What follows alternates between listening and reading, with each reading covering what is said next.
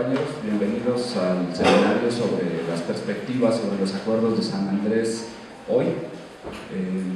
Queremos solo entrar un poco en tema.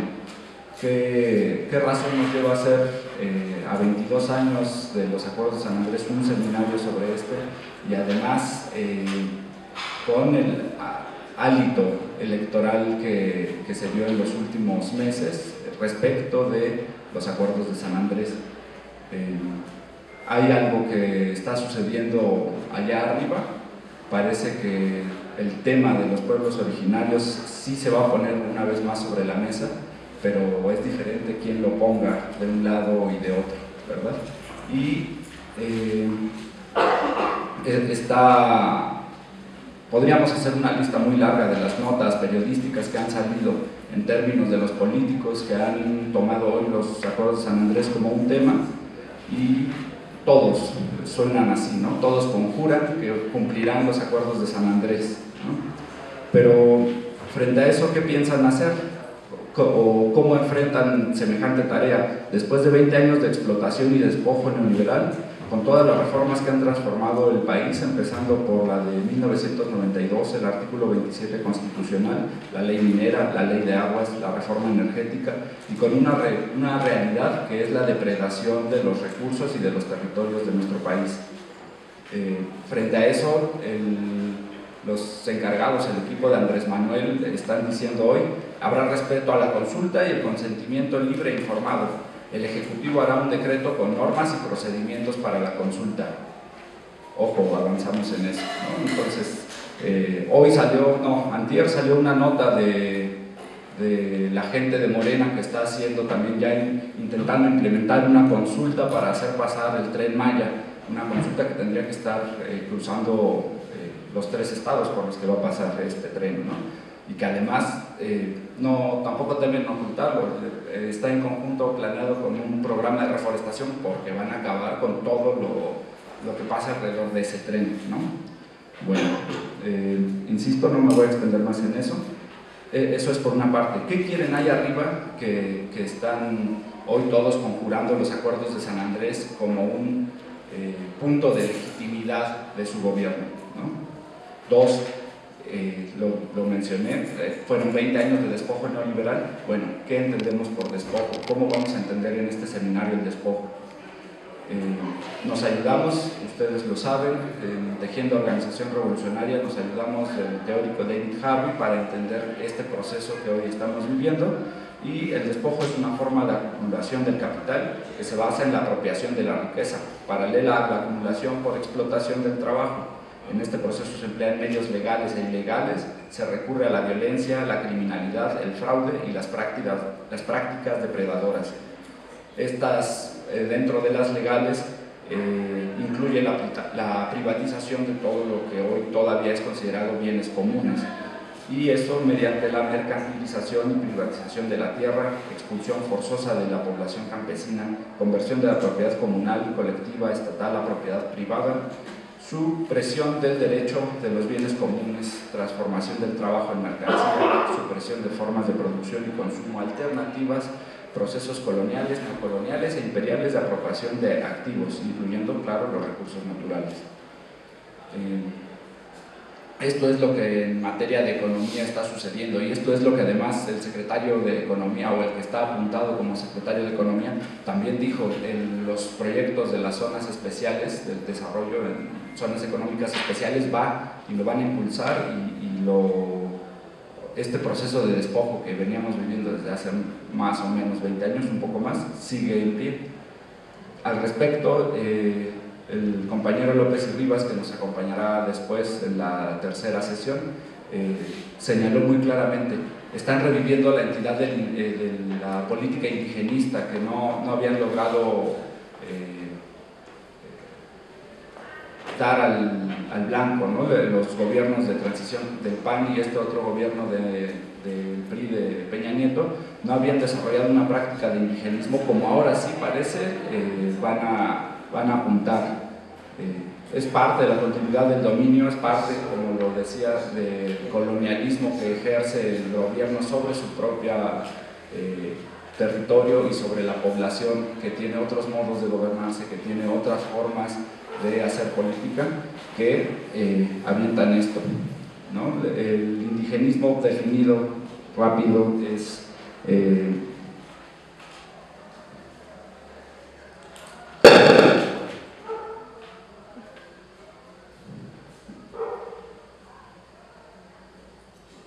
o sea, él tratará de borrar las diversidades étnico-culturales e incorporar a los indígenas al mercado laboral en el campo de la ciudad. Y se define como un aparato de control burocrático y político de los pueblos indígenas por parte de las autoridades estatales. Y esto es una forma de recrear los sistemas jerárquicos, autoritarios y estratificados del clientelismo. Bueno, al respecto también hay una larga trayectoria del Estado ejerciendo esta forma de dominación política sobre los pueblos originarios y no quiero comer más tiempo tampoco del que tenemos para que podamos compartir con el compañero Juan Gonzalo Meneses, que fue asesor en los diálogos que hubo en San Andrés y que estuvo presente, es compañero de larga trayectoria, es compañero que ha seguido de cerca este proceso en el que surge el documento que son los acuerdos de San Andrés. Fue parte de las mesas de trabajo en donde se discutió la política de abajo y a la izquierda sobre cómo iban a entender y cómo iban a defender la autonomía y cómo podía o no podía el Estado reconocer estos procesos del México de abajo y a la izquierda, del México de los pueblos originarios que no están representados en el poder político del Estado mexicano. Solamente una cosa más, ¿qué hay abajo y a la izquierda respecto de los acuerdos de San Andrés? ¿Qué hemos oído en TOR en los últimos años que hemos estado acompañando sus luchas? Vemos que el poder político que emana de los pueblos originarios está ligado al territorio, a la tierra en donde vive la tierra, las aguas, el aire, los elementos naturales, elementos físicos y elementos de relaciones sociales que se tejen con estos. El trabajo colectivo que ejercen los pueblos sobre ese territorio, fiestas y tradiciones con las que los pueblos originarios viven esa relación con la naturaleza. Y no se puede entender el respeto a la libre determinación de nuestros pueblos sin comprender que ese debería ser también el respeto al ejercicio de este poder político del que acabo de decir.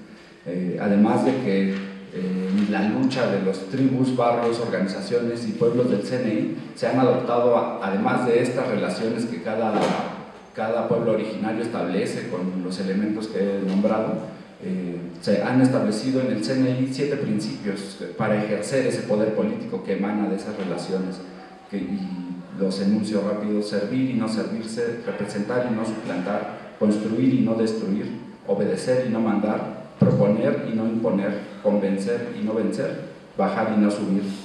De forma que la fórmula casi alquímica de cumpliremos los acuerdos de San Andrés tendrían que estar obedeciendo de alguna forma, respondiendo a una práctica también de lucha de 22 años del CNI, en la que están todos estos principios que emanan, insisto, de esas relaciones políticas que han tejido los compañeros, de esa relación que tienen como comunidad con su entorno y que establecen un parámetro muy alto que el Estado mexicano nunca ha cumplido, ¿no? Entonces, sin más, ahora le damos la palabra al compañero Juan Ansaldo. Insisto, creo que habría muchas cosas pues, por las cuales nos acompaña hoy aquí, pero basta hoy el pretexto de que además con su editorial dio seguimiento a este proceso de los diálogos, dio seguimiento a este proceso en el que nació una lucha indígena de abajo y a la izquierda. Muy bien, bueno, pues muchas gracias. Efectivamente, a mí me invitaron a este seminario de perspectivas sobre los acuerdos de San Andrés a platicar particularmente del contexto histórico de que se dan esos acuerdos, ya que otros compañeros del propio Congreso Nacional Indígena y el maestro Gilberto López y Rivas y Bárbara Zamora, hablarán del método en que se construyeron los acuerdos, la vigencia del contenido jurídico y seguramente algún mensaje de los propios compañeros del CNI. Entonces, para centrarnos un poco en lo que vamos a abordar el día de hoy, que es un tema muy complejo, muy amplio, yo voy a procurar ser breve, esquemático casi, pero con el riesgo de que todo lo que yo diga pues ya está publicado de alguna manera en aquellos años, como dice aquí el compañero, nos dedicamos a darle seguimiento y hacíamos la publicación de los documentos que estaban en negociación, pero también invitábamos a otros amigos y yo mismo a elaborar una redacción de lo que sucedía en torno al levantamiento del ejército zapatista y todo el proceso de negociación. Entonces, ya está escrito, no quiero adentrarme demasiado en anécdotas, sino más bien en visualizar nosotros cómo esto pues es producto de un proceso de larga duración, definitivamente. Pensaba yo, bueno, y lo hice, pues traer una serie de documentos, conseguí otros, unos documentos muy importantes del Congreso Nacional Indígena también en su página, hice mis notas, capturé cantidad de imágenes porque pensaba proyectárselas, pero finalmente dije no, esto es un abuso, porque efectivamente, ustedes vieron la película Zeitgeist, creo que se deletrea, pero bueno, no sé si lo pronuncio bien. Bueno, es una película muy interesante, se los invito a verla. Los primeros segundos de la película es una sucesión de hechos que marcan lo que es la historia actual. Si ustedes la recuerdan, bueno, pues es una sucesión de una música trepidante de guerra, de destrucción absoluta de los hombres por los hombres, a lo largo no de cientos ni de décadas, sino de miles de años. Los seres humanos, por diferentes causas y con diferentes intensidades cada vez más brutales, o más bien casi siempre absolutamente brutales para la altura de su tiempo, pues destrozándose unos a otros. Esto lo digo porque esta situación de los derechos de los pueblos indígenas, por supuesto que se enmarca dentro de un proceso mucho más amplio que vino a truncar un proceso de por sí propio, auténtico, civilizatorio de los pueblos que habitaban en esta región por miles de años, ¿no? La vida de nosotros pues apenas se puede contar unos cuantos años, décadas cuando mucho. La vida de una familia, a lo mejor de generación en generación se va perdiendo la memoria, pero la vida de los pueblos es desde miles de años. Los pueblos que aquí habitaban, iba a empezar también a decirles sobre las efemérides, esto de México, ¿verdad? México en realidad es un país muy joven, de apenas 200 años. Los pueblos indígenas tienen 10.000, unos, otros tienen 5.000, 1.000 años. Los mexicas se vanagloriaban de tener también ellos mucho tiempo cuando llegaron los españoles. Ellos emigran, hacen la gran peregrinación ritual junto con todos los pueblos nahuatlacas, invaden literalmente el centro del país alrededor del año 1000. Para 1500, bueno, tenían ya 500 años de ocupación en estas tierras. Ellos decían que era mucho, porque efectivamente, bueno, 500 años para la vida de un pueblo, y que además es depositario de una tradición milenaria, es así, porque una de las características de Mesoamérica es que en realidad es un solo polo civilizatorio con una infinidad de expresiones. Es decir, la cosmovisión de los mayas es muy parecida a la de los zapotecas, a la de los mexicas. El calendario mexicano está basado en un sistema vigesimal similar en muchos lugares. Actualmente sigue funcionando, por ejemplo, el calendario purépecha, el calendario mije, el calendario maya, por supuesto, el calendario náhuatl o mexicano, como se le llama, con diferentes correlaciones y diferentes expresiones. En fin, son cosas que siguen vivas, porque no se les puede matar de la noche a la mañana, y mucho menos en un proceso de conquista, de colonización, de mestizaje, como nos venden, ¿verdad? Porque bueno, hay que decir, no hay pueblos que no sean mestizos. Por una cuestión natural, todas las especies naturales buscan el intercambio genético pues entre los diferentes integrantes de la misma especie, precisamente para enriquecerse de aquella experiencia de sobrevivencia. Es decir, que si una planta se vuelve suficientemente nociva para su entorno como para ella prosperar y los demás no, pues esa es la vertiente genética que va a seguir desarrollándose porque tiene éxito. En el caso de los pueblos de todo el mundo es imposible hablar de pureza. Todos los pueblos somos mestizos, hay mezcla. En los pueblos indígenas también es común desde la antigüedad, quiero decir más remota, el intercambio entre zapotecos y mixtecos, entre mayas que ocuparon hasta el norte de Veracruz, y por eso los totonacas en el norte del país, bueno, norte de Veracruz, sur de Tamaulipas, son de origen maya. Los olmecas y canacas estuvieron en el Cerro de la Estrella, y se dice que también son de los fundadores de Cuicuilco hace 2000 años en pleno valle de la Náhuac.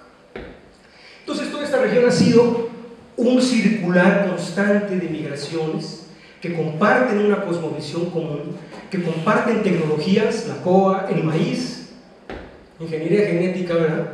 La comparten todos sus pueblos como estrategia de sobrevivencia, pero además con un sentido cosmogónico. Todos sabemos que la cultura occidental que en los 1500 y tantos se impuso en estas tierras tiene al ser humano como la cúspide de la creación. Dios creó al hombre a su imagen y semejanza y creó todo lo demás para su regocijo y beneplácito, porque pues perdió el paraíso y entonces pues, todo lo demás que quedó, que es un paraíso, el planeta Tierra, está para servir al ser humano, ¿no? Plantas, animales, otras personas que aquellos que hegemonizan pues decían que no tenían alma, como precisamente toda la población de la conquista en este continente, ¿verdad? Los indios, hubo y seguía habiendo un debate sobre si los indígenas tenían alma, si eran seres humanos o no, cuando en realidad decíamos, bueno, son pueblos con miles de años de existencia y de desarrollo en muchísimos aspectos. Entonces, visualizar la conquista como un proceso también en la formación del capitalismo es importante porque efectivamente todas las riquezas que extrajeron de México y de toda Latinoamérica y todos los espacios conquistados en África, en Asia, en todo el planeta, Carlos V llegó a ser emperador de todo el mundo, porque decía que no había un lugar en el mundo dentro de su imperio en que se pusiera eso. Entonces significaba que tenía tierras en Filipinas, en Asia, tenía en África, tenía en América, tenía alrededor de todo el mundo, se vanagloriaba. Su idea era esa, la acumulación de capital, pero el sistema feudal ya les quedaba muy chico, evidentemente, para la masividad de la masacre y la destrucción que hubo en todos lados. La expropiación de los recursos naturales eran vastísimos. América Latina, bueno, México y todos, financiamos el Renacimiento europeo. Todo ese lujo, el barroco, pues es gracias a que hay una enorme cantidad de productos de materias primas, principalmente el oro, plata, pero también muchísimos otros aspectos que ya sería largo enunciar. Pero bueno, este México, como decíamos por lo de las efemérides, es un México muy joven, 200 años apenas. Fue una historia, pues ustedes la deben de conocer mejor que yo, espero, muy contada en la educación primaria como algo muy, como un cuento, ¿verdad?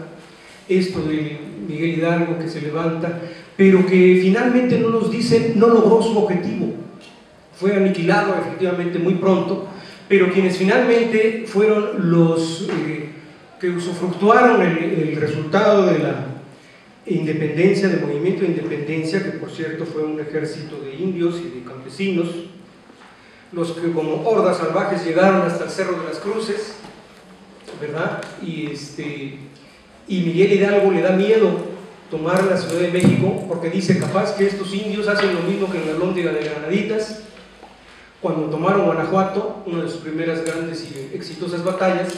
En la Lóndiga de Granaditas se refugiaron todos los españoles, los más ricos, sus riquezas, todos se metieron ahí y se encerraron. Es un cuartel muy importante en la Lóndiga de Granaditas, hoy convertido en centro cultural. Ahí se encerraron los ricos, llegó el pueblo, incendió todo, mató a todos, acuchilló horrible, a todos, ¿no?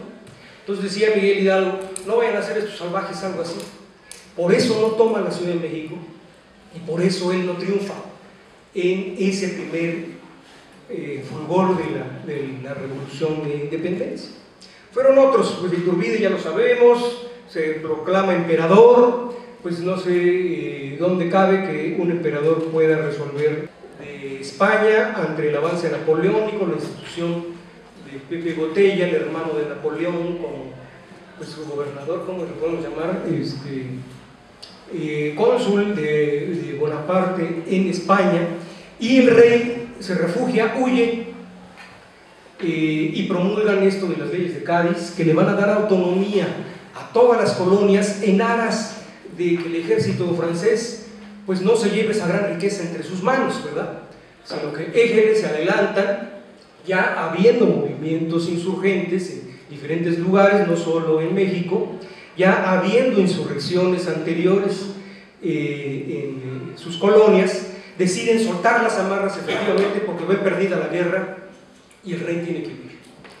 Toda esta circunstancia hace que nuestra independencia sea para justamente pues, la gente en el poder finalmente, que se logra reacomodar. Es decir, es una independencia de los criollos en contra de los propios españoles, venidos a menos, porque ya estaban corriendo por todo el mundo.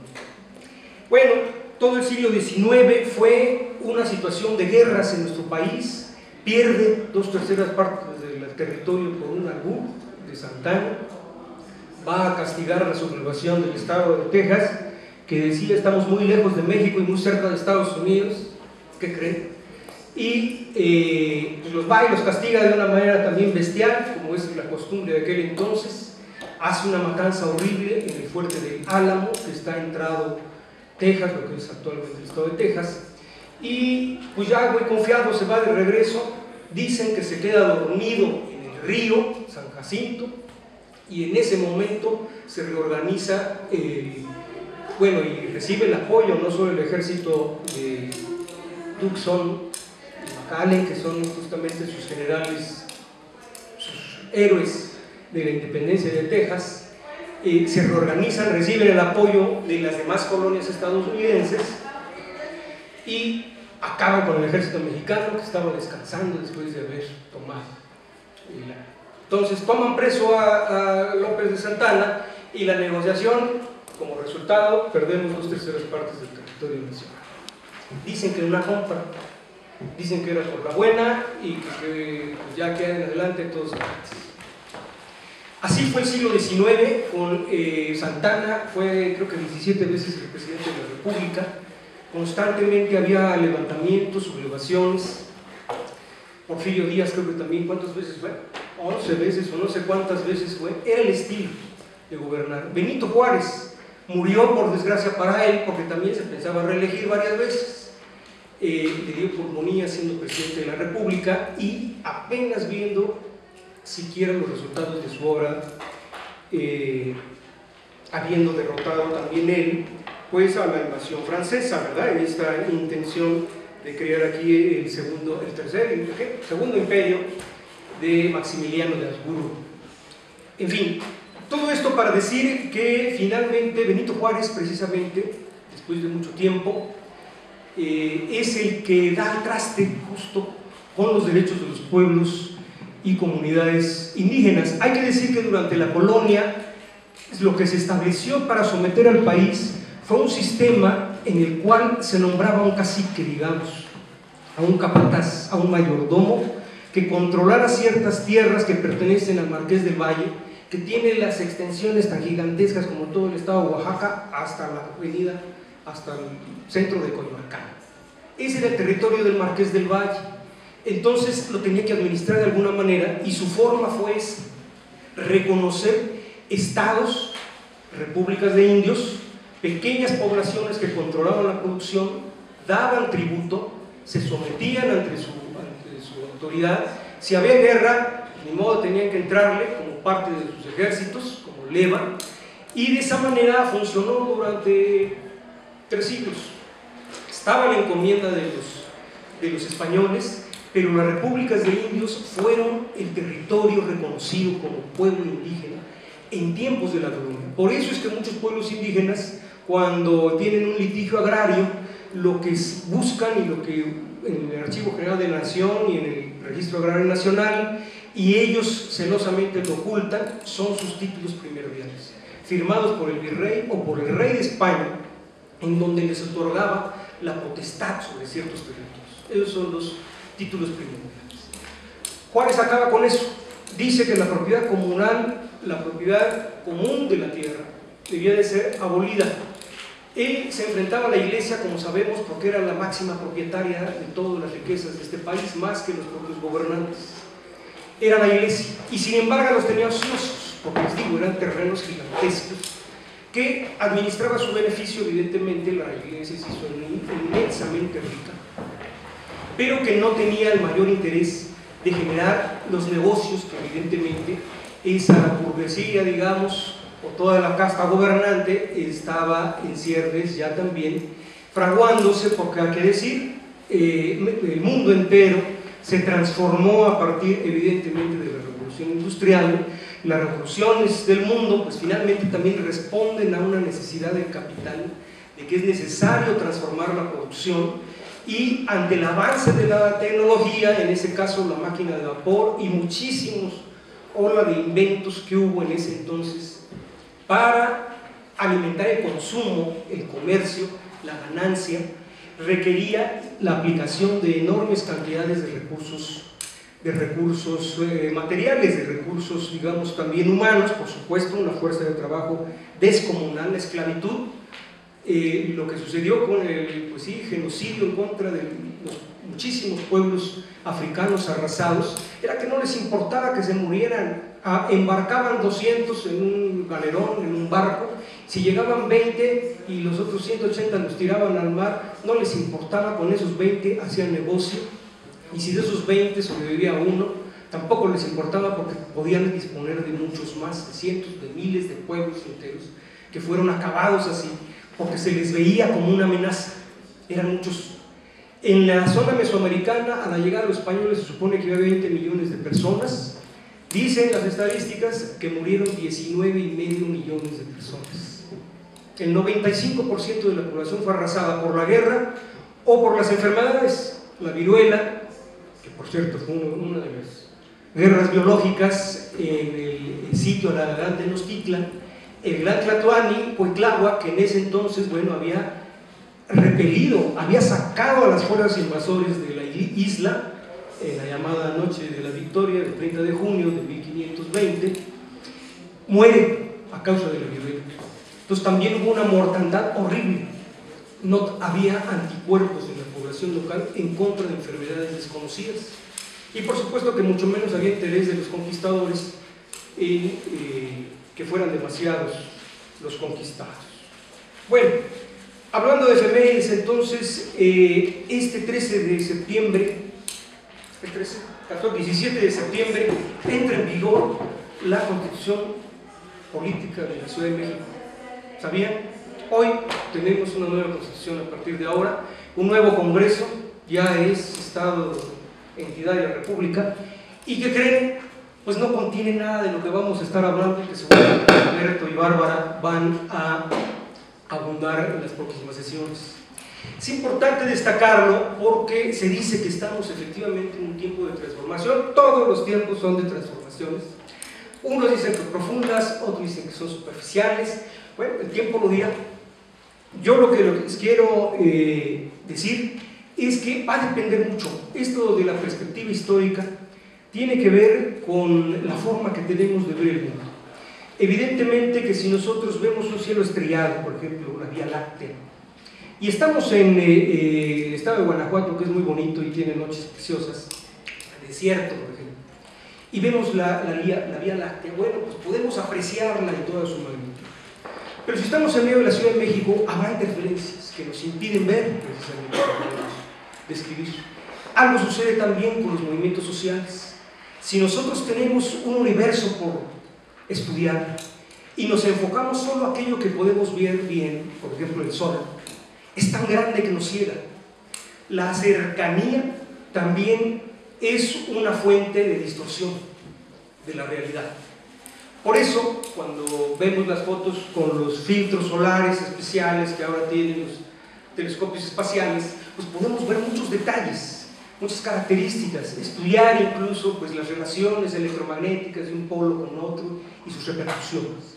En nuestro caso algo similar sucede. El zapatismo es un sol tan brillante, tan fuerte, que incluso la cercanía puede hacernos distorsionar la realidad que vivimos. Tomar distancia, claro que puede ser muy buena solución, aunque a veces mal vista, pero también es importante destacar que no es el único punto de vista. Habrá otros, hay muchos otros. El movimiento indígena nacional en particular no es una cosa monolítica, ni surgió de la noche a la mañana. En este proceso y en esta línea de larga duración que vemos, en donde veíamos cómo Juárez finalmente, un presidente indígena, luego dice, bueno, ojalá que en México hubiera la posibilidad de que alguien, una indígena, una mujer, pudiera contender por la presidencia de la República. Bueno, ya existió. Benito Juárez era el presidente de la República y era un indígena zapateco. Porfirio Díaz también era de Miacatlán. Guerrero era negro, dicen las crónicas. Es decir, no es garantía que una persona de tal o cual condición llegue a ocupar tal o cual puesto de la más enorme capacidad de decisión, porque lo que ha sucedido es que estas personas, siendo indígenas, asumen esa cultura, esos principios, esa forma, esa cultura política finalmente, ¿no? Son parte del sistema e incluso llegan a trabajar en contra de sus propios pueblos, ya lo hemos visto. Porfirio Díaz masacrando a los yaquis, desterrándolos a la península de Yucatán, a las haciendas enequeneras. En fin, el poder hegemónico finalmente, ¿cómo es que ha quedado de todos estos procesos de transformación profunda? En el caso de la colonia, evidentemente que estaba los colonizadores. En el caso de la independencia, ya vimos que fueron los criollos, ya vimos que fueron intereses internacionales los que finalmente se impusieron y nos robaron a la mala 2/3 partes del territorio e impusieron sus empresas, y el afrancesamiento de Porfirio Díaz en esta competencia entre potencias, el ferrocarril y todo eso finalmente también era parte de un negocio internacional. Finalmente, en la Revolución Mexicana, todos sabemos, bueno, el maestro Adolfo Gili también, pues, dice, es una revolución interrumpida. En el mejor de los casos, muchos dicen tajantemente, fue una revolución derrotada. Quienes triunfaron finalmente después de tantos sacrificios no fueron los caudillos, no fueron los campesinos, no fue el pueblo. Fueron los poderosos que lograron acomodarse, como Álvaro Obregón, y una vez estando en el poder y matado a todos sus secuaces, empezando por su gran jefe Venustiano Carranza, padre de la Constitución, pues también lo asesinan, pues porque todos son una bola de matones, ¿no? Esos son los que ganaron.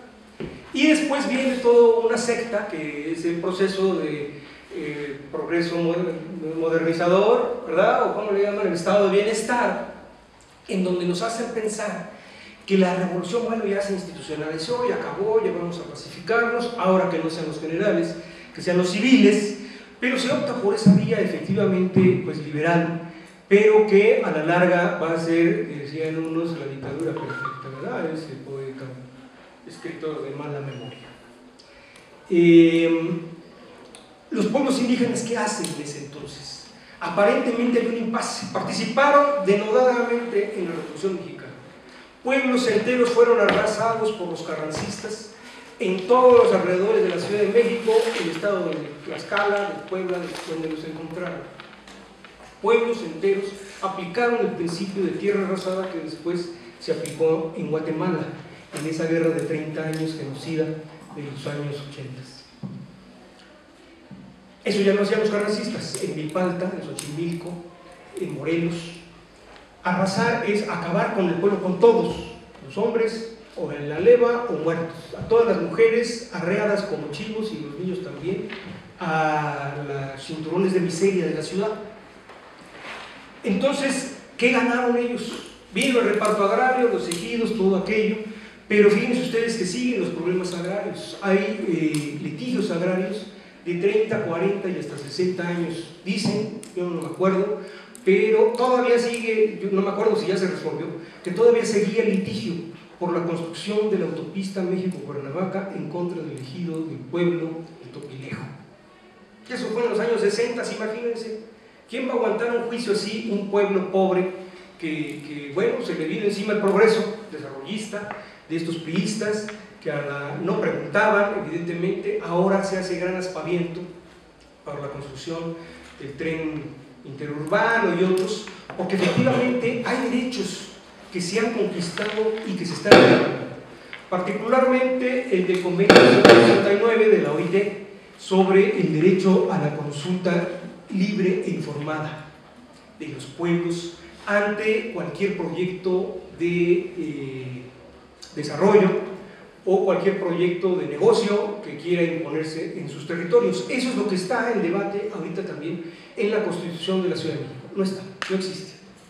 Borrado. Eso está en los acuerdos de San Andrés. Precisamente, el que se respete el derecho internacional. A lo que voy es que después de mucho tiempo en donde se impuso esta política también indigenista, decían por ahí, el indigenismo se impuso con Lázaro Cárdenas, imagínense ustedes, el general padre de la patria, Tata Cárdenas, fue el que impuso una política de estado de exterminio para los pueblos indígenas.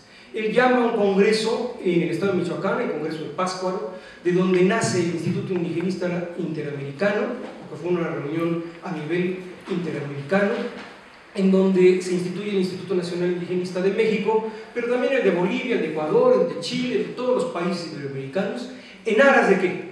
De construir al mexicano modelo, al boliviano modelo, al guatemalteco, porque lo que hay ahora es una dispersión de una bola de lenguas y una bola de culturas que no nos dejan crecer. Los indios eran considerados como parte del atraso, había que ayudarlos a llegar a la modernidad. Una de esas ayudas, pues sí, consistía en asimilarlos a la producción, al gran desarrollo que se está planteando para esta región. Requiere de mucha mano de obra, pero calificada, no de indios. Entonces los indios tienen que convertirse en obreros, en proletarios, tienen que hablar español, no podemos estar hablando 52 o 62 lenguas, por favor, tienen que hablar español. Y una vez que dejen de ser indios, podrán aspirar a ser proletarios y mexicanos, plenos de sus derechos, para exigirlos al gobierno y de esa manera poder redactar una carta donde diga: señor presidente, le demando que no tengo trabajo desde hace 50 años. Esa era la visión del indigenismo, la caricatura hizo mucho. A eso se dedicaron los maestros rurales, los maestros bilingües. No eran maestros bilingües en el sentido de que llegaran a hablarles en su lengua a los niños.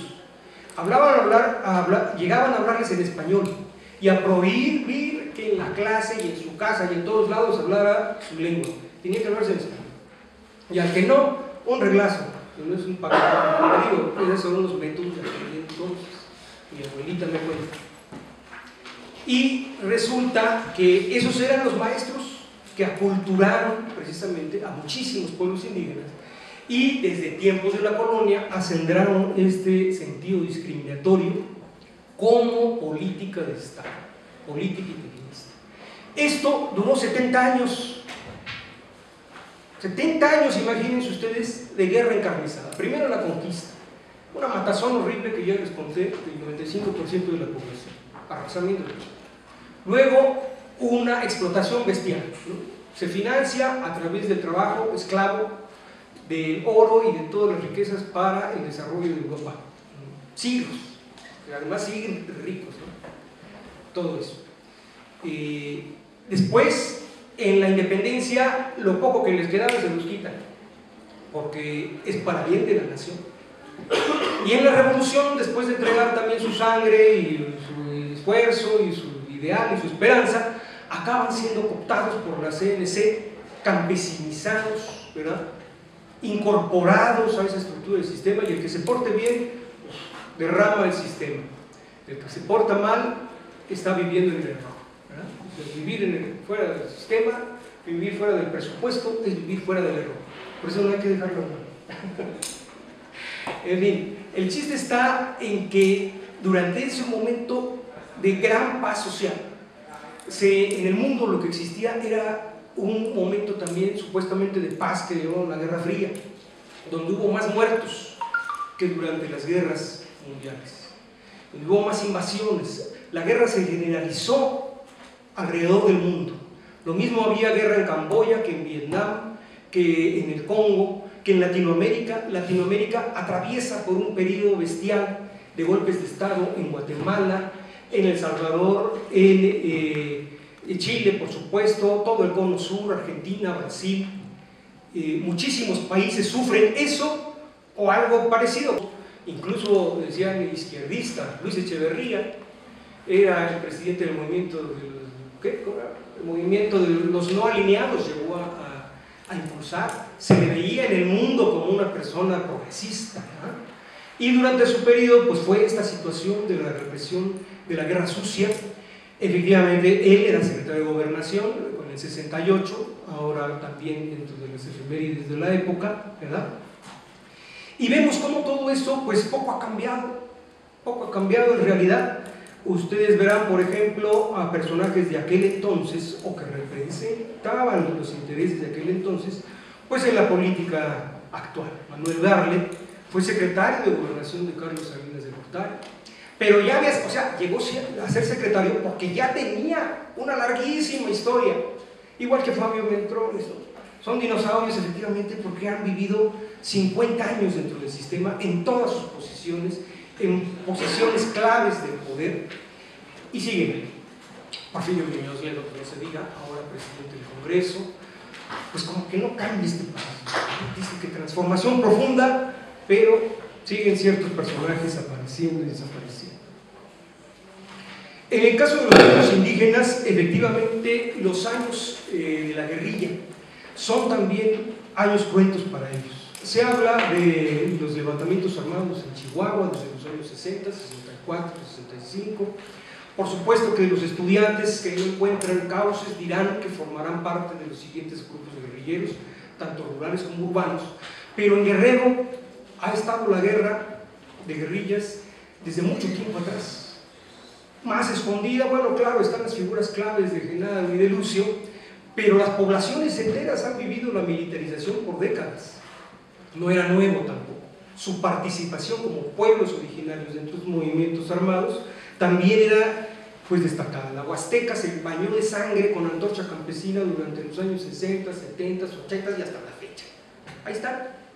La difícil convivencia entre caciques de Metralleta y Cuerno de Chivo con poblaciones pues aisladas finalmente, monolingües algunas, otras no, pero finalmente en ese constante manejo de su propio territorio las obliga a también participar con una política pues, de sobrevivencia.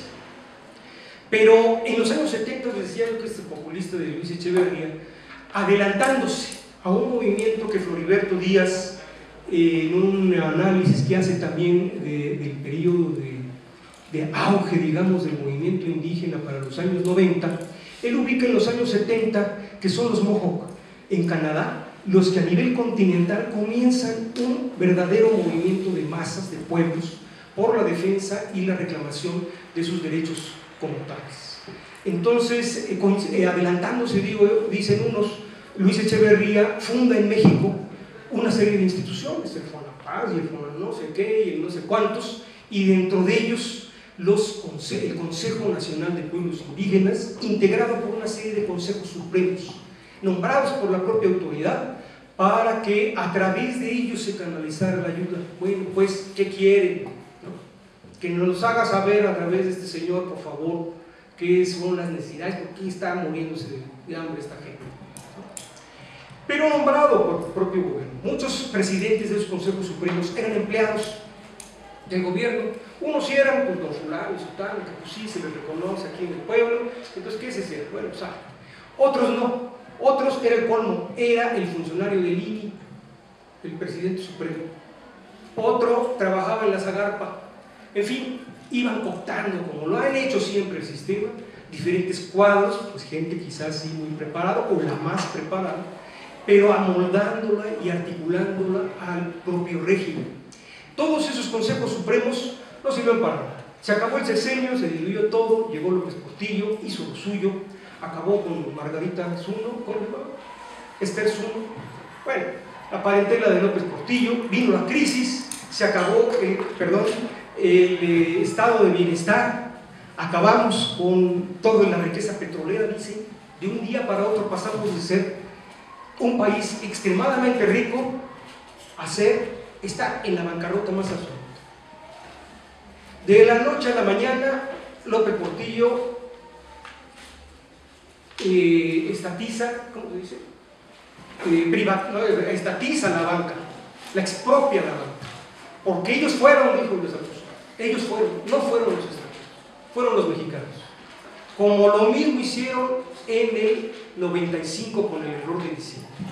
Cedillo acusó, no fueron los extranjeros, los capitales extranjeros comenzaron a salir de México en abril de 1996 y el de 1995.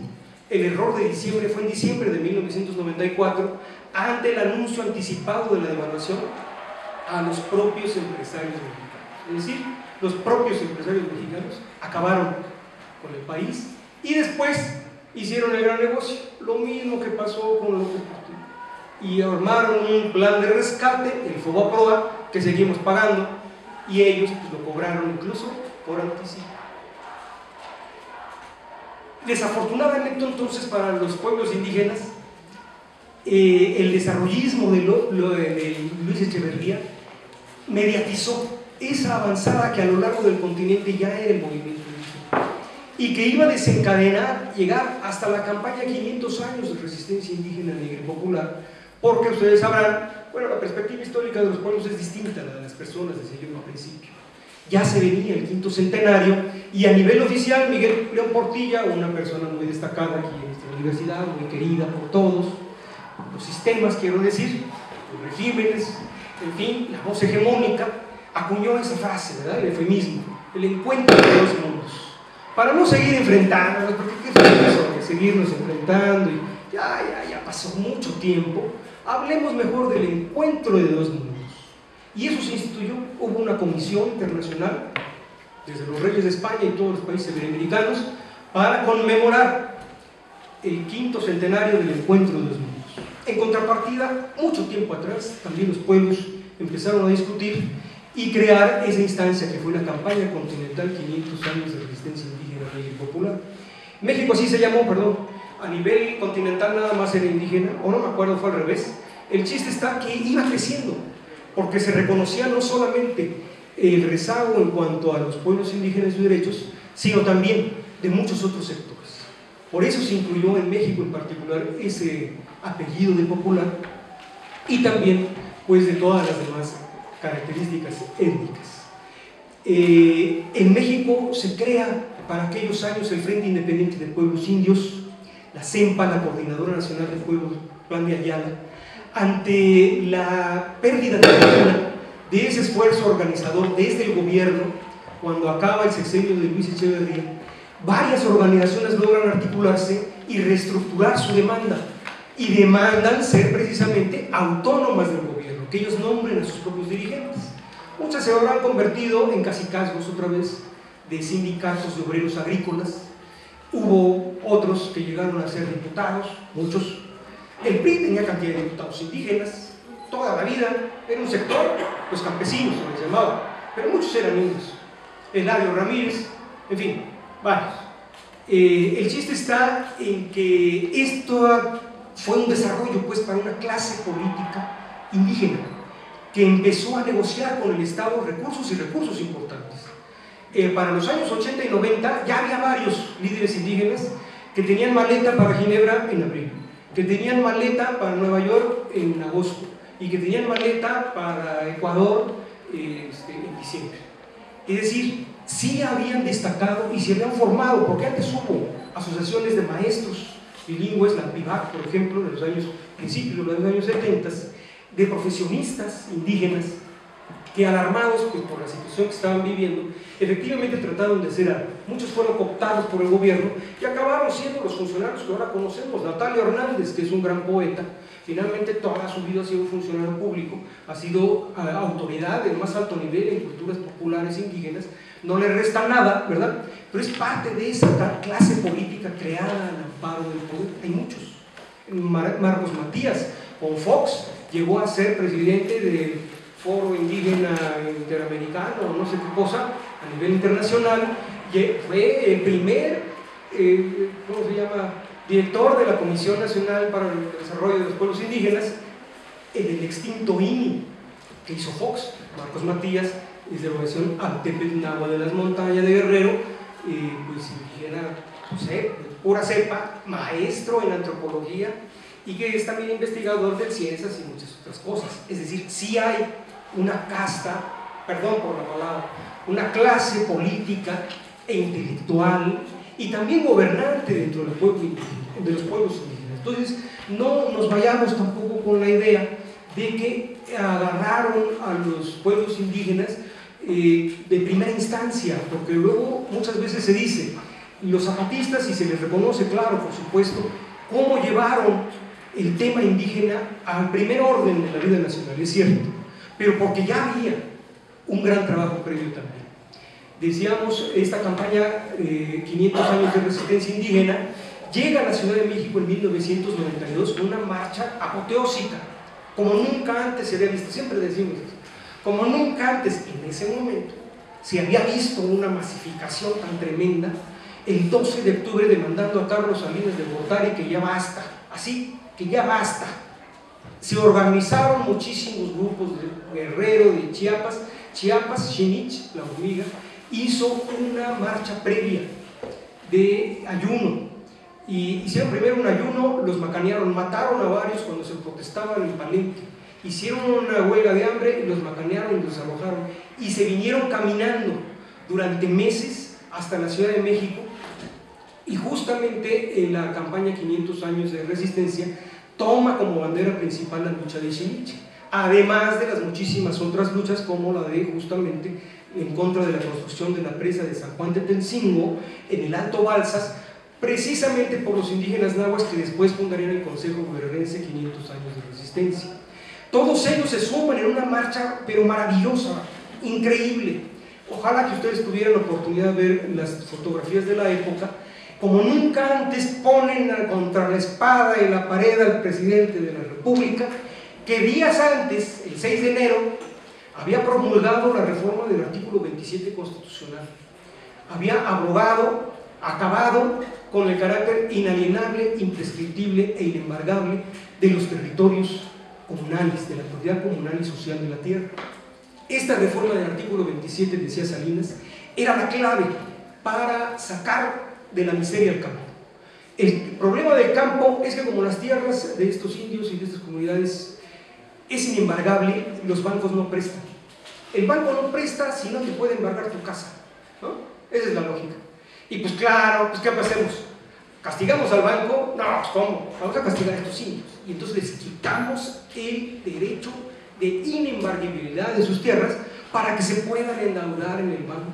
Entonces van a fluir los grandes flujos de capitales y de inversión al campo, porque están detenidos. No, México no avanza, estos indios son un atraso. Esa redacción es mala. Entonces le quitamos imprescriptibles, es decir, pueden pasar de propiedad de uno a otro. Y embargables, es decir, el banco puede llegar y cobrarse el chino. ¿Y cuál es el otro? Inembargable, imprescriptible, inalienable. Efectivamente, no puede estar dentro del mercado inmobiliario. Y pues claro, pues que entre, si ya hasta los pozos petroleros ya son parte del negocio. Entonces, por ahí va la solución que se nos presentaba. Y los pueblos, por ejemplo, por supuesto que no son tontos. En muchas ocasiones el problema está justo, y lo que quiero que no se me olvide decir, ya para finalizar, pero todavía no, esta parte de que los pueblos indígenas no se han sabido expresar qué es lo que quieren.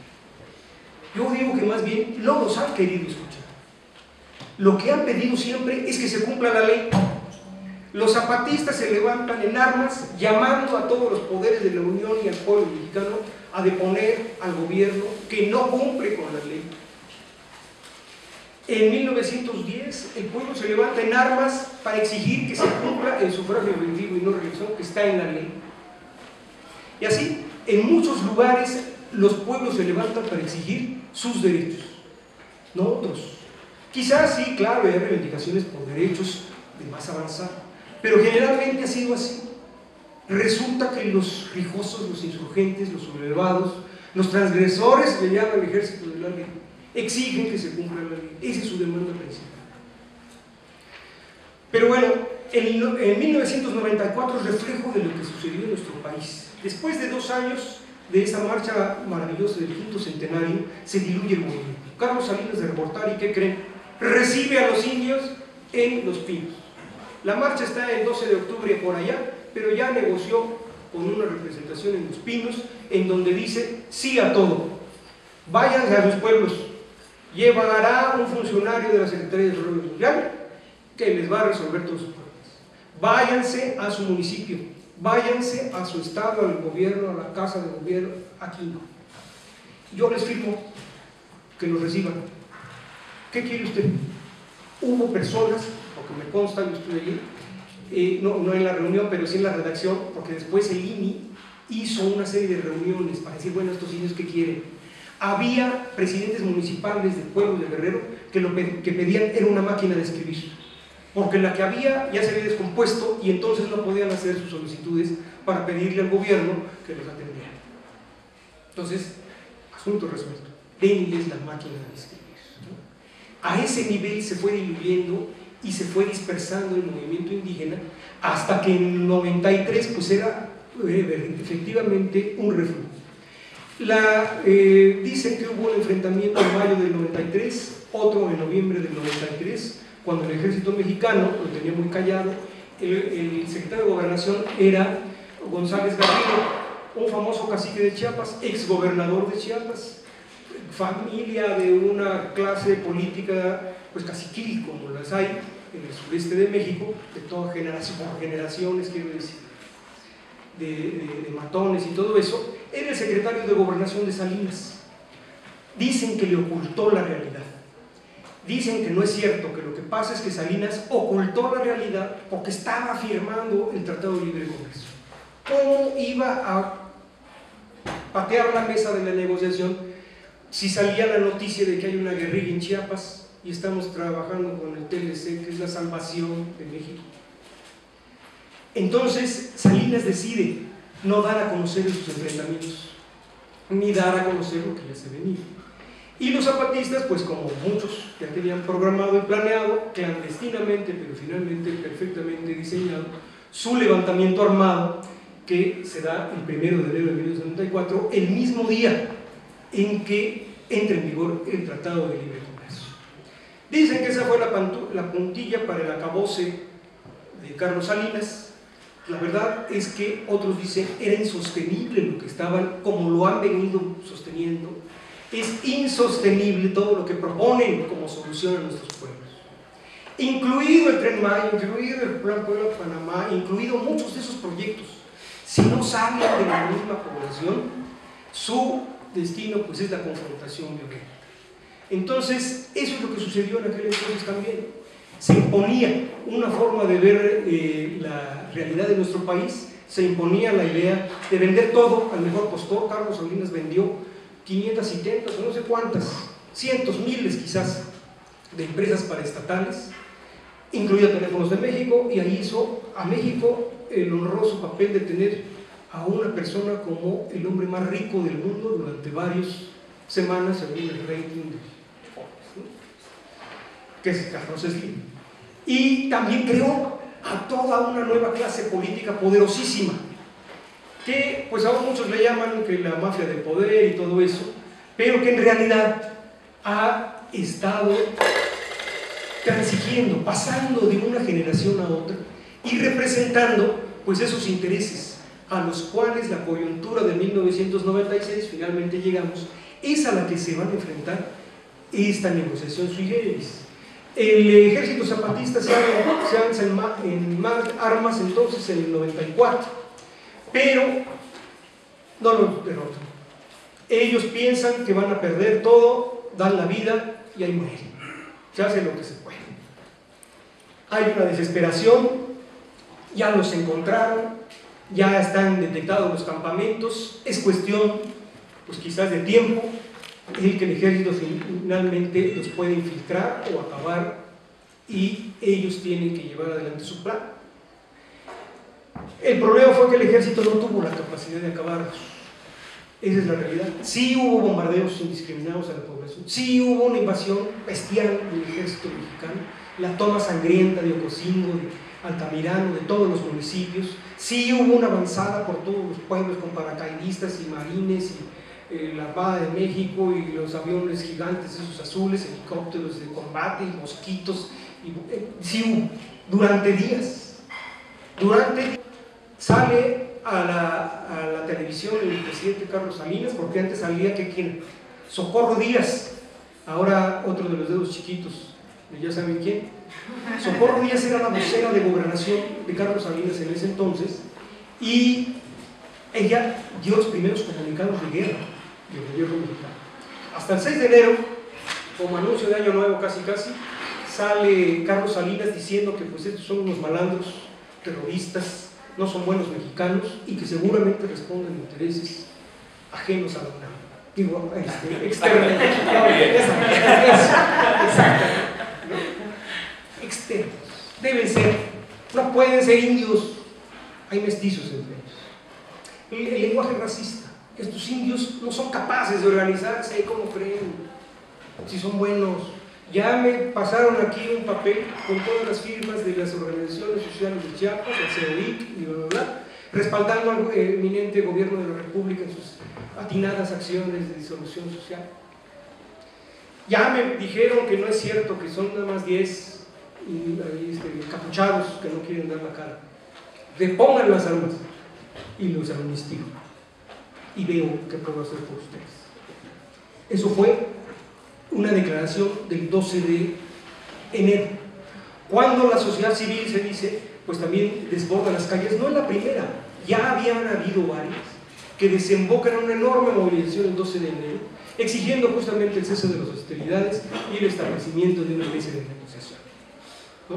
Ya se habían disipado por lo menos un poco los rumores de que se trataba de una guerrilla del estilo de Sendero Luminoso, muchos se llegó a decir así. Estos son unos alucinados que vienen de otro planeta y que quieren no sé qué cosa, ¿no? Y estos indios, pues por supuesto que no pueden organizarse. También se pensaba eso desde la otra óptica, ¿verdad? No puede ser, tiene que ser algo ajeno, algo extraño. ¿Quién les dio las armas? A ver, ¿no? Ya los vimos, traen rifles de palo. Ah, pues no se vale. ¿Cómo? ¿Qué calidad moral para un ejército enfrentar a sus combatientes con armas de palo al ejército mexicano con aviones y tanques de guerra? Son malos. Y todos sabemos ahora que, bueno, fue parte de una desesperación, pero de una organización armada milimétricamente, no en una, sino en miles de comunidades, en toda la selva y en varias regiones del país. Para no hacer el cuento largo, hubo varios intentos de negociación con el gobierno mexicano. Hay que recordar, ya se acababa el sexenio de Carlos Salinas, había elecciones en 1994, él quería salir como el gran presidente de México que había logrado el gran impulso del neoliberalismo en el mundo, porque aspiraba a la presidencia de la Organización Mundial de Comercio, la OMC, de reciente creación, institución del GATT, un acuerdo de aranceles a nivel mundial, y él estaba compitiendo. Como él se consideraba un estadista por haber logrado el milagro mexicano, aspiraba a un cargo a nivel internacional. Todo se le vino abajo con el levantamiento zapatista y todo se le vino abajo porque su candidato estrella, que él eligió, finalmente lo abandonó. El proceso de selección de los candidatos del PRI se llevó a cabo en 93. Participó Manuel Camacho Solís, que era el gobernante de la Ciudad de México, antes se le llamaba regente de la Ciudad de México, que era nombrado directamente por el presidente, era como un cónsul, un consulado del presidente de la Ciudad de México. Y estaba Luis Donaldo Bonocio, que era el secretario de Desarrollo Social, estaba Cedillo, que era de programación y presupuesto, pero había sido de educación, y había, en fin, una serie de chapulines que habían estado en varias cosas. Estaba muy fuerte la disputa del poder, y finalmente Salinas decidió que fuera Luis Donaldo Colosio. Sin embargo, hubo una diferencia muy grande con Manuel Camacho, que lejos de hacer berrinche, Carlos Salinas lo premia con la Cancillería, con la Secretaría de Relaciones Exteriores, para que desde ahí pues también tuviera una proyección internacional, y como su jefe iba también a estar ya en otras ligas mayores a nivel internacional, pues también se lo jalaba. Esa era la tía. Pero sucede el levantamiento armado, Chihuahua, y entonces la candidatura de Luis Donaldo Colosio no prende para nada, está totalmente desfasado, abandonado por muchísimos sectores propios priistas. Entra la desesperación y ching que me lo matan el 23 de marzo de 1994. Nadie lo esperaba. Manuel Camacho un día antes hizo una declaración porque fue nombrado. Entonces, una vez la sublevación, Manuel Camacho ofrece a Carlos Salinas sus oficios para pacificar a estos indios, que él sabe cómo, que se lo deje, nada más que le doy poderes suficientes. Lo nombra comisionado, lo manda a Chiapas. El 18 de enero ya empieza la negociación en mismo San Cristóbal de las Casas con estos sublevados armados. Pero hay un golpeteo constante con la campaña de Luis Donaldo. Entonces, un día antes, el 22 de marzo, Manuel Camacho reúne a la prensa en San Cristóbal y dice: yo estoy aquí por la paz, pero que si me dicen que si yo quiero ser presidente, pues claro que quiero, pero primero lo primero, y lo primero es Carlos Salinas de Gortari. Entonces, si él me puso aquí, yo estoy para defender la paz y por encima de cualquier otro interés.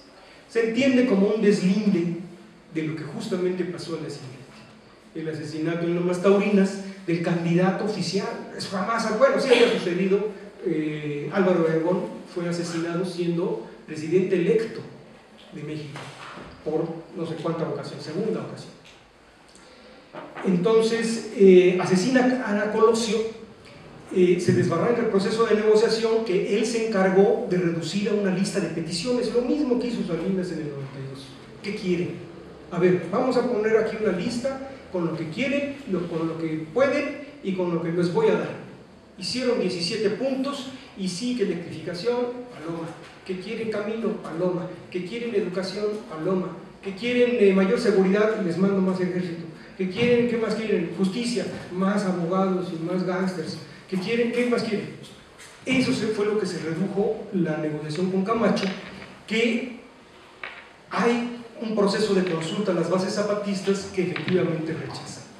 Camacho renuncia a la Comisión de Paz y nombran a el segundo de a bordo de la Secretaría de Gobernación, que para ese entonces, les digo, pues el secretario de Gobernación era Garrido, lo corre Salinas inmediatamente por menso, y pone, ¿a quién creen? Al exrector de la UNAM, Jorge Carpizo Madero. Él fue el secretario de Gobernación durante todos estos movimientos telúricos en el estado de Chiapas y operó, por supuesto, pues para acabar con la insurrección. Después de Camacho, el que sigue como negociante del gobierno es Madrazo, otro funcionario distinguido de la UNAM. Él fue que negoció con Santos, Antonio Santos y Manolo Rodríguez. Eran los tres Reyes Magos. ¿Quién más? Y Manolo Rodríguez, Antonio Santos, Carlos Simas, de ingrata memoria, exdelegado de Tlalpan, venía a los muchachos, lo agarraron con las ligas en la mano, porque eran bolsas. En fin, Madrazo fue el secretario general que destrabó el conflicto de la UNAM del CEU original de 1986-87. Decían que había una comisión que se llamaba Santos Madrazo, porque era Antonio Santos y este señor Madrazo los que finalmente abordaban los temas más álgidos para resolver el conflicto de las cuotas y todo lo que quería Carpizo. Total, que se queda otra vez en la palestra y pues no logra hacer absolutamente nada con los zapatistas. Los zapatistas a lo que convocan es a la sociedad civil, a una convención nacional democrática que se realiza finalmente en agosto del mismo 94. Ustedes recordarán, espero algunos, quizá no todos, es cierto,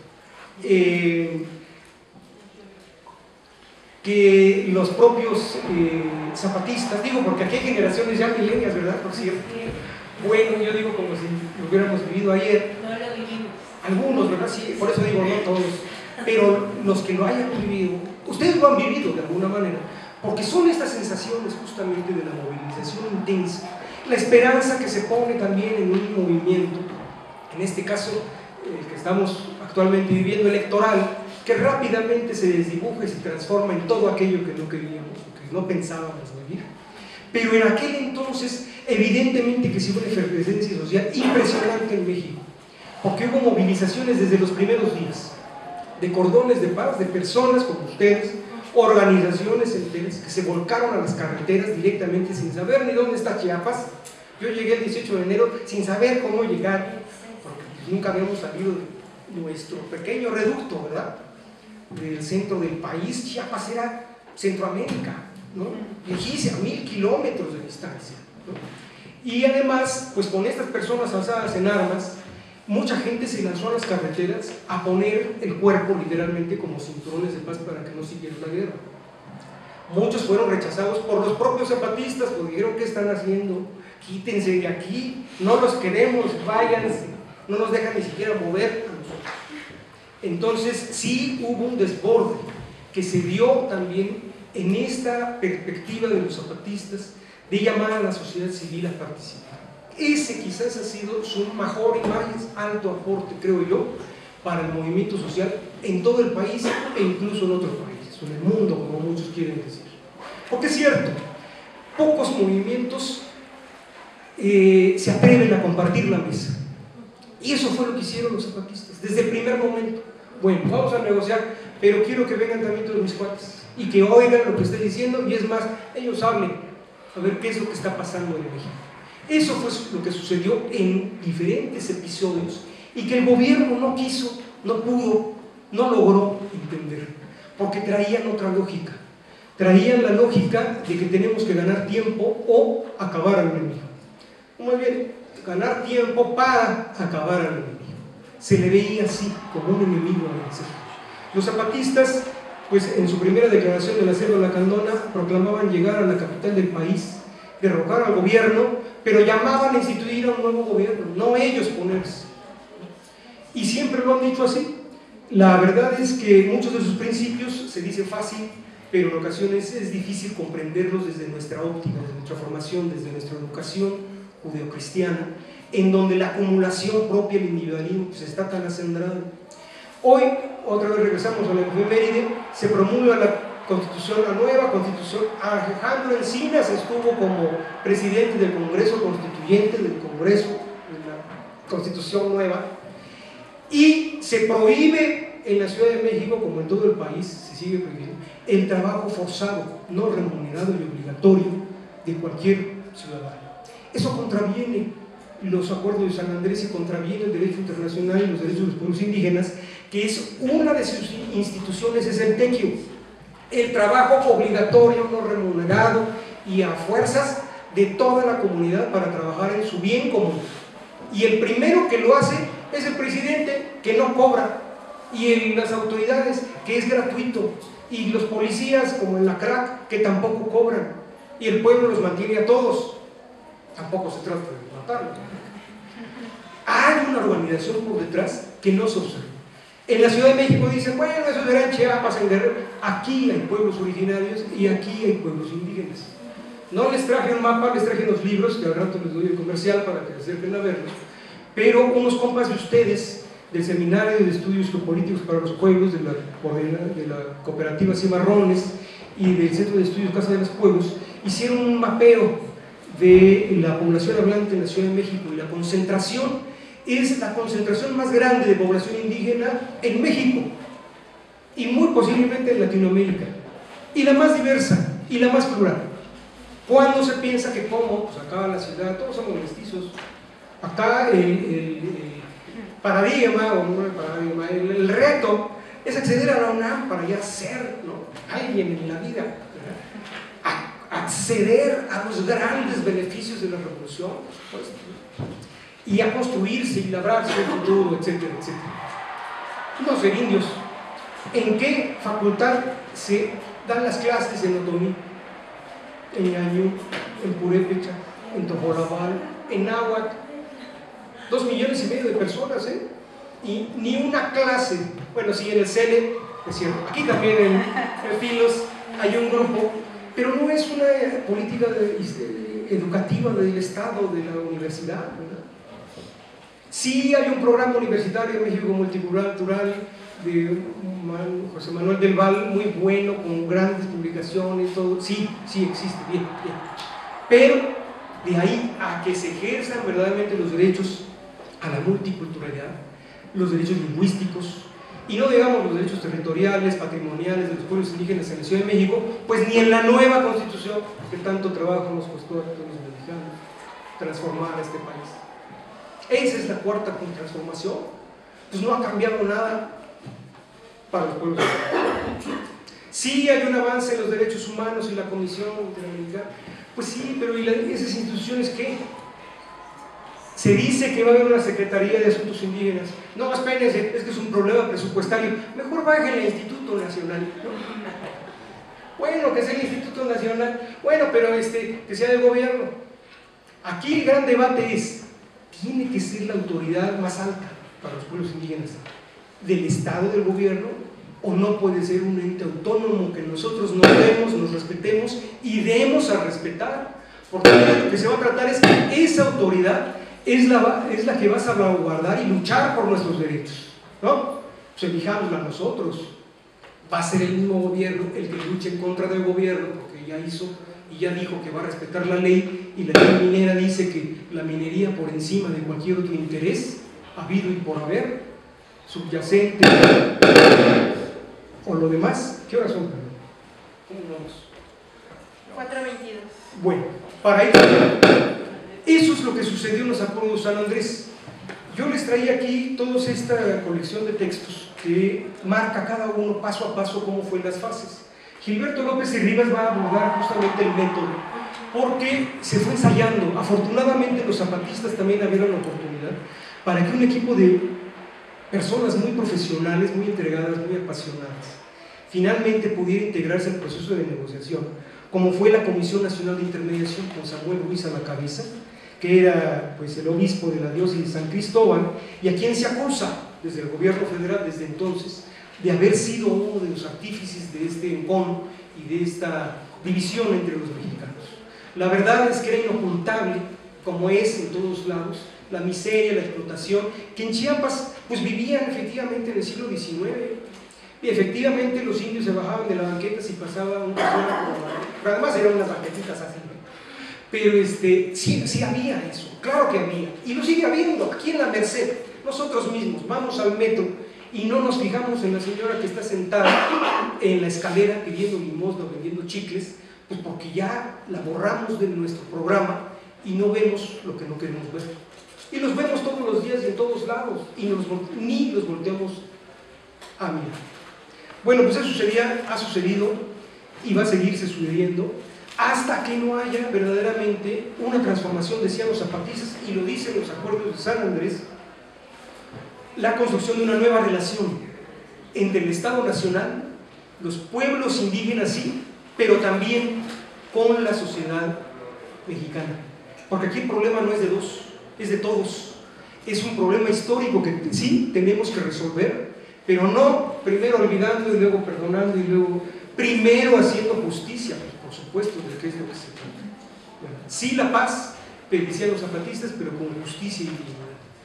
Entonces, digo, porque muchos pacifistas siempre han salido en todo ese tipo de movilizaciones diciendo que no, que la paz, que los violentos, que así no se logra nada, que va a salir peor, que van a sufrir más, que va a haber más represión, que no aticen el avispal, ¿verdad? Y otros que dicen que no, que efectivamente el motor de la historia es ese.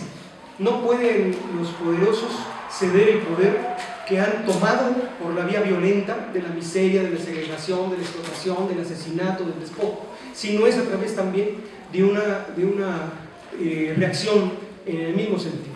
Bueno, los acuerdos de San Andrés finalmente se firman el 16 de febrero de 1996, pero antes hubo un foro nacional indígena y antes hubo 3 mesas de negociación en donde invitados y asesores de las partes, se dice, iban desgranando cuáles pudieron haber sido los puntos que integrarían un documento susceptible de ser firmado tanto por el gobierno federal como por los zapatistas.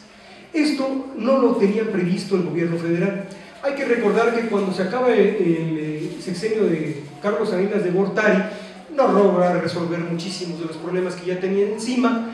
En pocos días, es decir, para el 19 de diciembre, se le va al país de las manos a este señor Aspe, no era Aspe, era otro, bueno, el secretario de Hacienda, Jaime Serra Puche, y no informa al presidente de la República lo gravísimo de la situación que en 19 días de gobierno había sucedido. Él se fue a Nueva York a ver, para que le dijeran qué era lo que estaba pensando con los mercados, por qué un movimiento tan atípico estaba sucediendo al lado de los rijosos, habiendo una institucionalidad a prueba de balas, bla, bla, bla, bla, qué era lo que estaba sucediendo. Y sucedió que o sus comunicaciones fueron intervenidas, o ellos mismos se dedicaron a propalar el rumor de una gran devaluación a sus allegados. Y sus allegados fueron los que desencadenaron el llamado error de visión. Zedillo se la quería sacar, como Calderón también quería sacarse el estigma del fraude y decir que no, que como si él era un doctor en economía por Yale, por favor, ¿cómo? Y además neoliberal, y además conectado, y cómo no, ¿cómo va a suceder esto con un neoliberal de cepa? En fin, ¿no? Tiene que haber otra razón: guerra en Chiapas. Y hace todo lo posible porque Esteban Moctezuma Barragán, entonces secretario de Gobernación de Ernesto Zedillo, hoy candidato a secretario de Educación de quien ya saben quién, operara para ganar tiempo. Hubo reuniones en la selva del nuevo equipo del gobierno con los zapatistas. El 15 de enero, el 16, saca un comunicado el EZ diciendo: nos reunimos con el gobierno, sí es cierto, no les vayan a decir por otro lado, nosotros le decimos, y acordamos que debe de haber un proceso de distensión para permitir la revelación del diálogo roto, pues por la matazón que ustedes mismos hicieron con Colosio y después con Ruiz Massieu en septiembre, el secretario general del PRI, que también es asesinado en la calle de Reforma, a unas cuantas cuadras del PRI. Bueno, el chiste está en que hay esos contactos. Después viene otra iniciativa de los zapatistas, que fueron las reuniones de la Convención Nacional Democrática. Desafortunadamente no estuvimos, ni las organizaciones ni las personas, a la altura de lo que fue la apoteósica Convención Nacional Democrática de agosto de 1994. Más de 8,000 delegados en la selva, sin foco, sin luz, reunidos a lo loco a discutir el futuro de la nación y de los alzados en armas. Era algo impresionante. Bueno, doña Rosario, se instituyó una mesa directiva de 100 personas, imagínense, 100 personas del más alto nivel de todos los espectros políticos, sociales. Llegó, hay gente del PRD, por supuesto, naciente. Estaban a punto de darse las elecciones de 1994 y se hicieron reuniones sucesivas de esa convención en Tuxtla Gutiérrez en noviembre, y esta última que se dio después en Querétaro alrededor del 5 de febrero, el aniversario de la promulgación de la Constitución del 5 de febrero. El presidente va todos los años a Querétaro y ahí decidieron sesionar también estos zapatudos de la Convención Nacional Democrática, pero ya muy diluidos. Yo pienso que Zedillo, al ver esa reunión tan diluida de la Convención Nacional Democrática, porque empezaron a haber tironeos de las propias organizaciones, los zapatistas se enojaron con ellos, los llamaron varias veces a la selva a regañarlos, porque les dijeron: no los llamamos para que se estén peleando, ni para que estén disputando las diferencias, que si son maoístas o trotskistas, o cejiacheros, o qué cosas son ustedes, a mí no me importa. Yo lo que los llamé es para que resolvamos esta cosa que se llama país y que nos va a llevar el cuerno a todos. Entonces ya, organícense. Y entonces es que se citan para el 5 de febrero, pero los ve tan desorganizados Zedillo que en el mensaje a la nación incluye a los zapatistas otra vez como delincuentes, como transgresores de la ley, como un impedimento para el desarrollo del país, y les va colgando las medallas de por eso estamos como estamos. Zedillo lo hizo. La guerra como un arma de control social para que la gente vea el problema real económico, estructural del neoliberalismo, ni siquiera del país, sino de la vorágine que venía y que iba a desencadenar una crisis mundial en 98, cíclica como la que volvió a suceder en 2008, en donde no es el país tampoco son estos neoliberales, regionalistas de República Bananera Tropical. Es todo el sistema lo que está generando esta crisis recurrente y que nunca sirvan las recetas y al contrario sean peor que la enfermedad. Entonces, el 9 de febrero es la famosa cadena nacional. En la noche el presidente sale en todos los televisores del país con una fotografía de su comandante Marcos, al cual le quita el pasamontañas. En ese entonces no había tantos recursos multimedia, a él le falló. Era una crítica, ¿cómo se llama? Como un negativo que le ponía. Y resulta que ya lo agachamos. Rafael Sebastián Vicente, alias el Sub. Y vamos por él, porque ya estuvo bueno. Y contra este, y contra este, y contra este, y chin que agarran a Elorriaga y agarran a varios de los mensajeros. Por supuesto que había una comisión que estaba haciendo enlaces al más alto nivel con el secretario de Gobernación. Esos son los a los que agarran. Jorge Santiago, un párroco de Simón Jovel, Javier Elorriaga y varios otros muchachos que por ahí andaban pasando. Los verdaderos zapatistas, al bote. Ya nos encontramos, tenían un arsenal importantísimo, dice la noche del 9 de febrero el presidente de la República. Para el lunes, la PGR informa que eran 2 pistolas calibre 45, 40 cartuchos, unos pasamontañas y unos carrujos de no sé qué. Ese era el enormísimo. Y además, a Elorriaga teníamos su colección de la revista Proceso y 4 revistas ¿Por qué? Y así, esos eran los decomisos que habían hecho en casa de cada uno y lo refunden. Evidentemente se trata de prisioneros de guerra, lo toma así el ejército zapatista, que se repliega a las montañas. Afortunadamente no hay bajas del lado zapatista. Un coronel, el coronel Monterola, muere en Nuevo Momón. Es una comunidad ya llegando a Guadalupe Tepeyac por las cañadas de las Margaritas hacia la selva lacandona. Sube uno así como que cosas estrepitosas y por ahí bolas. Una bala perdida mata al coronel Monterola, el más alto rango y el único muerto en combate de los soldados de los ejércitos en confrontación. Por supuesto que hubo muchísimas otras bajas colaterales, poblaciones enteras desplazadas que se la pasaron meses en la montaña en época de invierno, con frío descomunal. Seguramente murieron muchas personas, principalmente niños y ancianos. Y por supuesto que después se denunció, aquí está en la reseña de algunos de los momentos previos a la negociación, porque esto se dio en un proceso largo de casi 20 meses, en donde cada 20 días se citaban las partes a dialogar. Después de la avanzada de Cedillo, que les digo, llegó con 50 helicópteros a tomar los Aguascalientes, donde fue la Convención Nacional Democrática. 50 helicópteros del ejército mexicano toman la población, toman Guadalupe Tepeyac y los Aguascalientes, lo destruyen con picos, lo poco que se había construido, porque no creo que eran grandes instalaciones, era una plancha de cemento donde se puso el templete y unas gradas en un cerro, una ladera grande, y desde ahí se puso un cable de acero muy grande para una lona que en la tormenta se hizo como una gran banderola de una nave gigantesca, se rompió, a todo mundo aplastó una ola gigante de agua y bueno, eso fue la Convención Nacional Democrática. Llegó el ejército y destruyó todo, pico y palo, estableció un cuartel y los zapatistas lograron huir. Tenían algunos medios para replegarse, pero con el transcurso de los días evidentemente que iba siendo cada vez más difícil no tener un choque con el gobierno, con el ejército.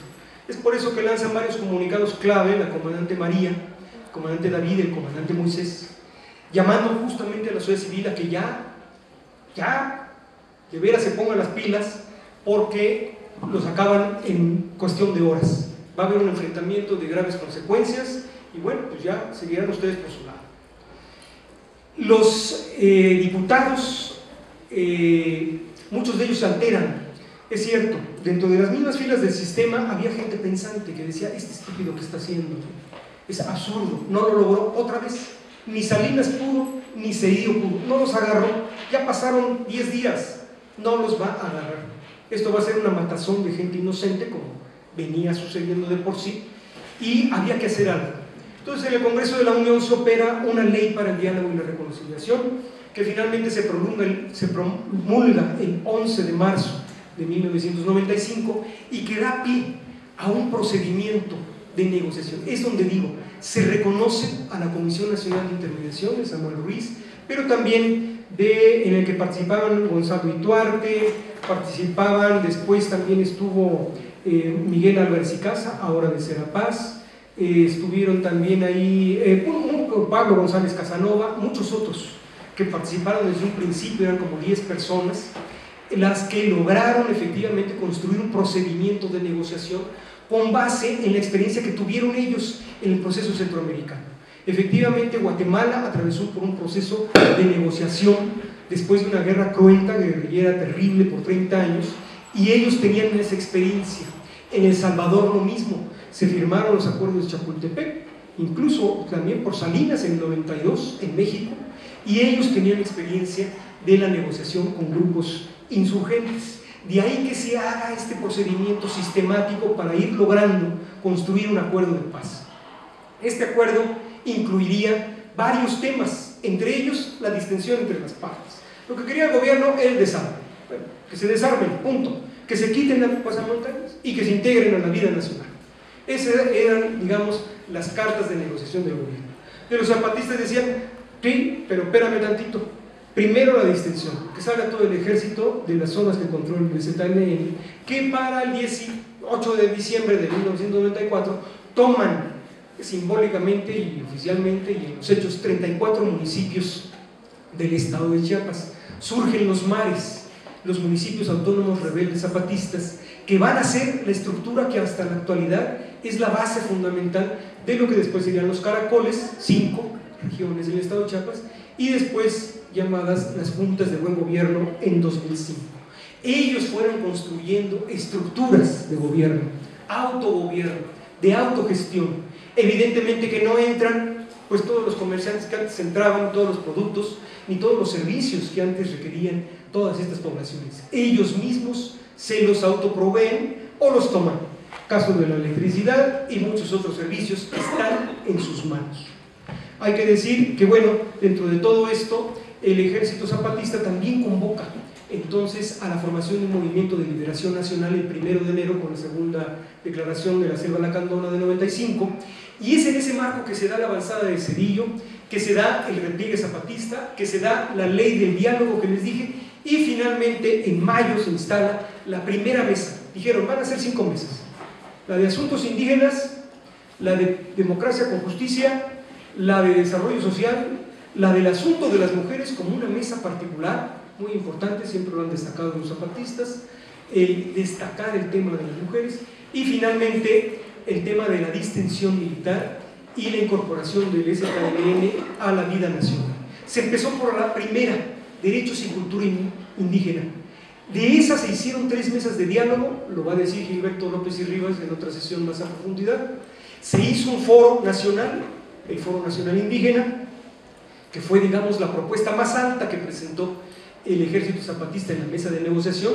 Esto se llevó a cabo de octubre a diciembre, las primeras mesas en San Cristóbal. En diciembre se realizaron por lo menos 5 foros regionales en diferentes regiones indígenas, y del 3 al 6 de enero en San Cristóbal se hizo el Foro Nacional Indígena para construir la propuesta que finalmente presentó el Ejército Zapatista en la mesa con el gobierno federal en la siguiente fecha de negociación con el gobierno.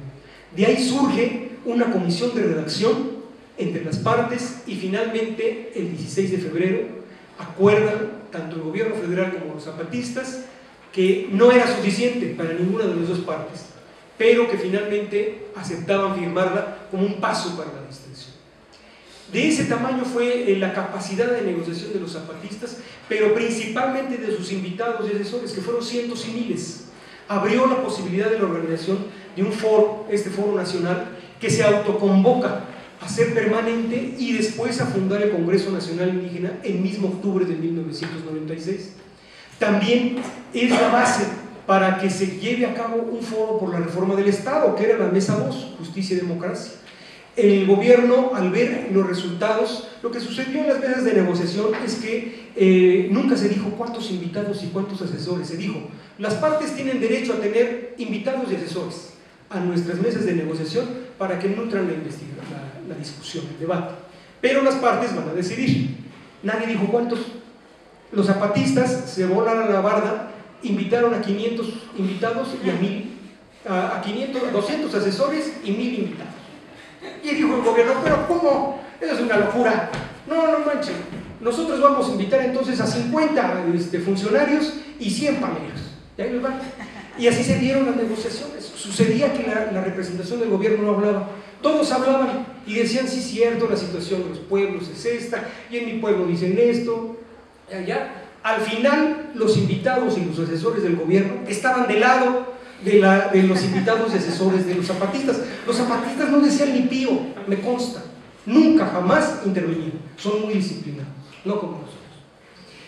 Jamás, más que cuando tenían ya que decir algo, bueno, se concentraban y tomaban la palabra el comandante David, José, Trini, mujeres también, la comandante Ana María también, otros, y se perfilaba su voz.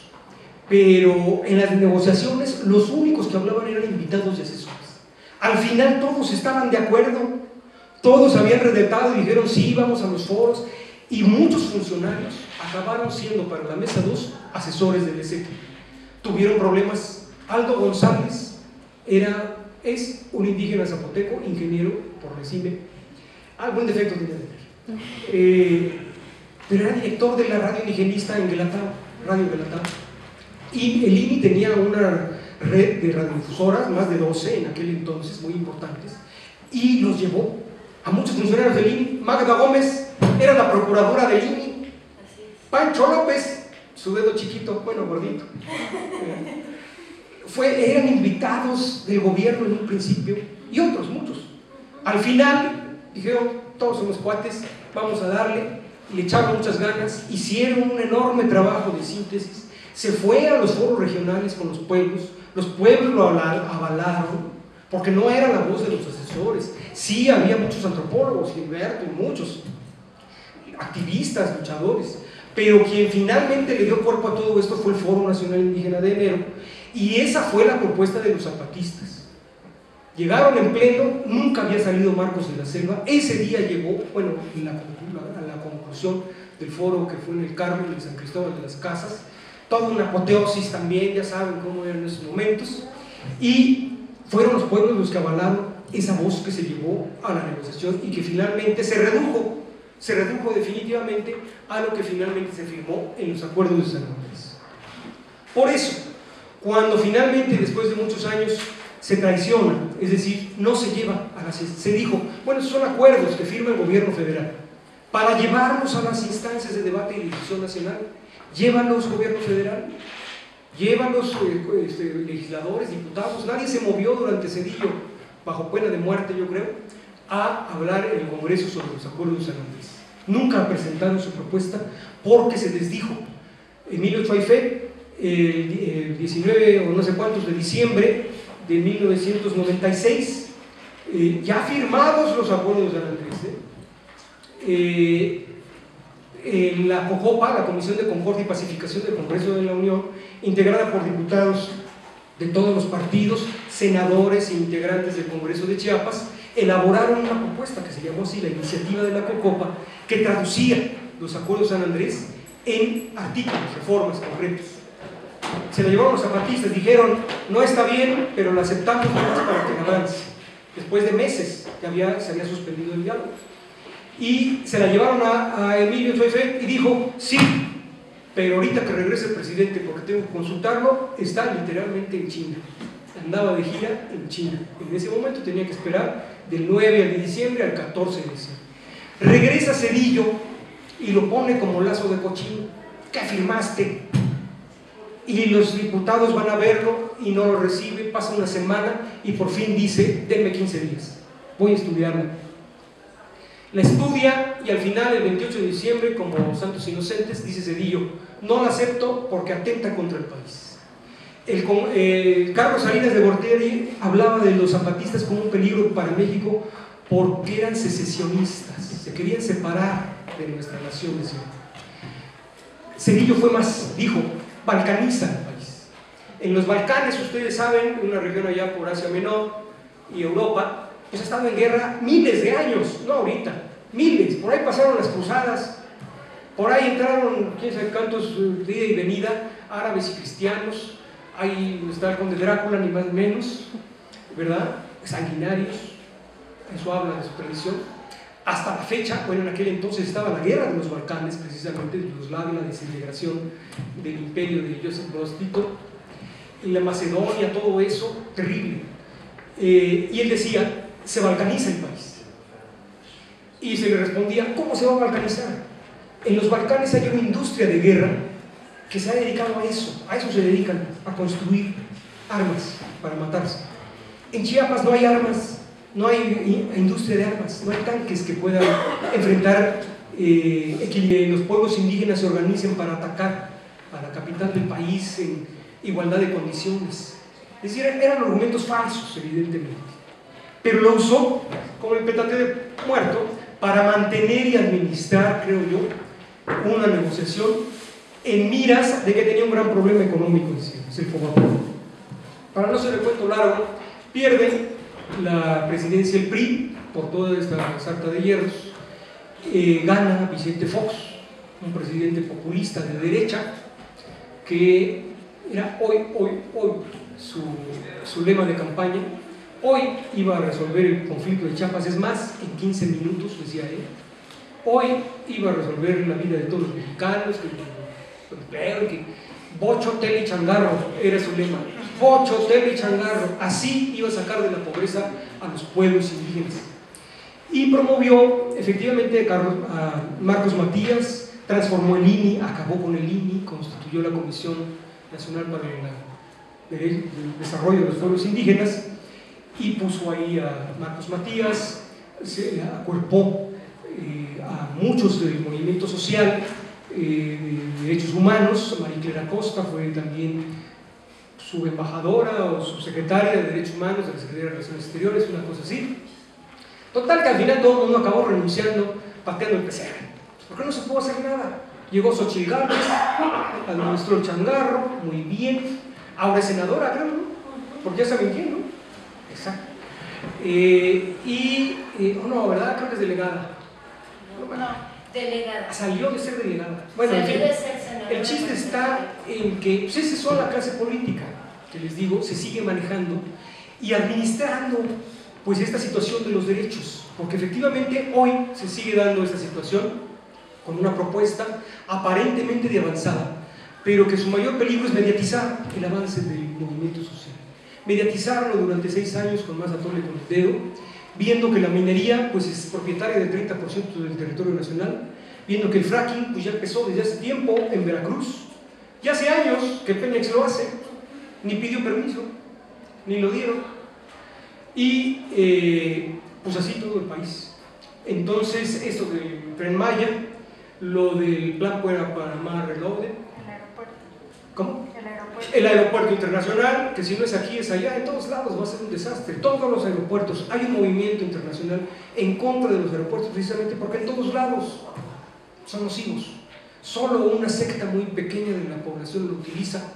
Bueno, sí, la carga y todo lo que ustedes quieran, pero se podría resolver de otra manera, no con esa idea individualista del que paga manda, ¿no? Aquí el que paga manda, siempre, en todo, cuando en realidad debería de estar por delante otros intereses, como la vida de una cuenca como la de México. Bueno, lo dejo aquí porque ya fue bastante, y no sé si hay alguien que quiera hacer alguna pregunta.